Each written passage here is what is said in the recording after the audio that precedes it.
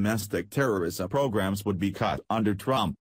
Washington, CNN. The Trump administration has proposed sharp cuts to programs that seek to prevent domestic terrorism and prepare localities to respond, a move that has come under increased scrutiny by critics in the wake of the deadliest mass shooting in modern U.S. history.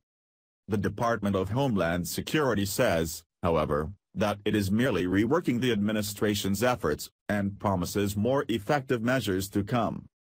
While the motives remain unknown in Sunday night's Las Vegas shooting that killed at least 59 people and injured more than 500, the event immediately raised questions about domestic terrorism and whether it is a case of homegrown extremism. President Donald Trump's 2018 budget proposal included steep cuts to a number of grant programs run by the Department of Homeland Security that go toward terrorism and violent extremism preparedness and prevention. All told, more than $300 million is slated to be cut from such programs. The administration has also folded two counter-terror grant programs altogether, and is in the process of rebranding the Obama administration's Countering Violent Extremism Office. A senior DHS official disputed the notion that the administration was retreating from the effort, though, saying a new strategy is forthcoming. "We really intend to elevate and amplify our terrorism prevention efforts in a big way, because the threat environment is serious. We're taking it seriously and we're doing a full end-to-end review of what we do on terrorism prevention to make sure that our efforts are effective," the official told CNN. "We do not intend to focus our terrorism prevention efforts exclusively on one ideology. DHS is committed to combating both domestic terrorism and international terrorism and bolstering efforts for both." Numerous questions. Nevertheless, DHS officials have faced numerous questions from lawmakers about the proposed cuts to the programs and criticism from counter-terror experts. The House passed 2018 budget, which still needs to pass the Senate, largely increases or maintains the funding that Trump has proposed to cut. Ryan Greer, a counter-terror expert and fellow at the Truman National Security Project, said while the administration deserves credit for not cutting the programs entirely, it also has not shown the notion of preventing terrorism to be a priority.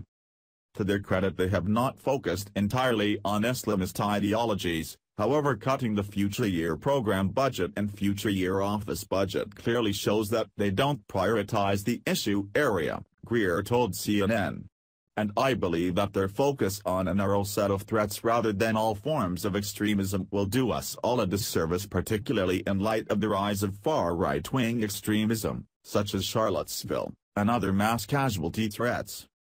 Matthew Levitt, a counter-terror expert at the Washington Institute for Near East Policy and former intelligence official, said even subtle changes in focus from the administration could have big implications.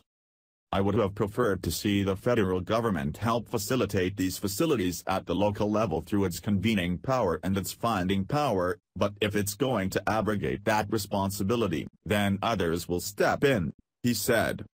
Frank Zalufo, a former Bush administration national security official and associate vice president at the George Washington University, said there are elements of truth on both sides, and that while Obama administration initiatives could use an evaluation, cutting for cutting's sake also isn't the answer. "It's early, we have to see what they put in place of some of the existing initiatives," Zalufo said.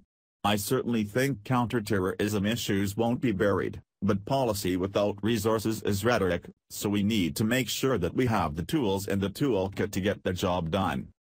Millions in cuts. Two grant programs, Countering Violent Extremism and Complex Coordinated Terrorist Attacks, would be eliminated entirely from the Federal Emergency Management Agency's budget under Trump's plan, to the tune of nearly $49 million. The budget also would cut 2 full-time employees managing the program. The administration's budget documents say the program goals can be achieved through other grants, like the State Homeland Security Program, but those would also be slashed in Trump's budget. Overall, the DHS grant program's budget's cut by more than $200 million. The State Homeland Security Program budget would be cut by $117 million, and the Urban Area Security Initiative, also cited by FEMA as a replacement for the pair of grant programs, would be cut by $150 million. Similarly, the Emergency Management Performance Grant Program would be cut by $70 million. A program run by the Transportation Security Administration, called the Visible Intermodal Prevention and Response Program, would also be drastically cut. Such teams support security efforts on all modes of transportation, and also deploy for security of major events like sports championship games and inauguration. Those would be cut from 31 teams to 8, totaling $43 million. Nevada, for example, could lose hundreds of thousands if not millions of dollars under the grant cuts. Under the FY 2017 allocation, Nevada got $3.7 million from the State Homeland Security Program and $4.5 million from the Emergency Management Performance Grant Program, according to DHS allocation documents obtained by CNN.